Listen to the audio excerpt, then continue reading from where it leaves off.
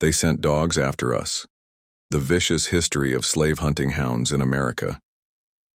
There's a part of American history they don't teach in school, a piece so violent, so dehumanizing, that it was buried under textbooks and whitewashed documentaries.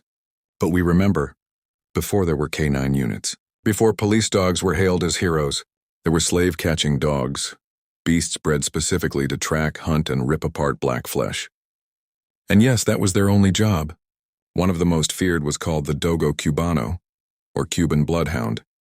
This dog wasn't some family pet. It was engineered, literally created for brutality, a cross between mastiffs, Spanish war dogs, and bulldogs.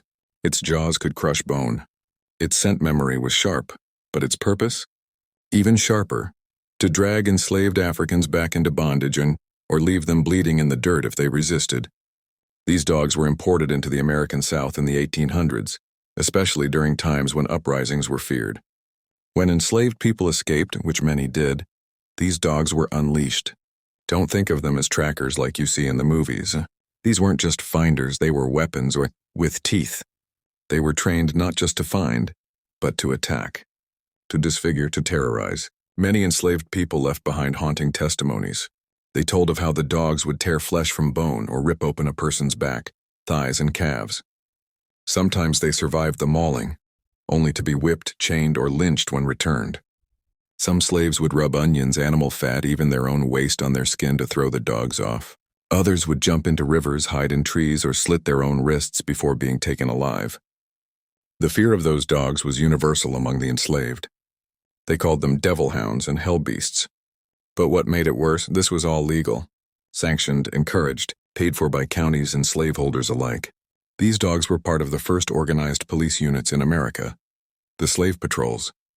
Groups of armed white men who rode on horseback, guns loaded, dogs leashed, tasked with keeping black people in line. And when slavery ended, many of these same men became sheriffs, deputies, and wardens. The dogs didn't go away, their role just evolved. From chasing runaways, to chasing civil rights protesters in the 1960s, to being used today in stop-and-frisks, no-knock raids, and traffic stops that turn deadly. So when someone says it's just a police dog doing its job, remember this. That job was born out of slavery. Its legacy wasn't justice, it was control. They used to chase us with bloodhounds. Now it's with body cams, badges, and barking dogs in squad cars. But the intimidation, the violence, the targeting of black bodies, that stayed the same. History isn't gone, it just changed uniforms.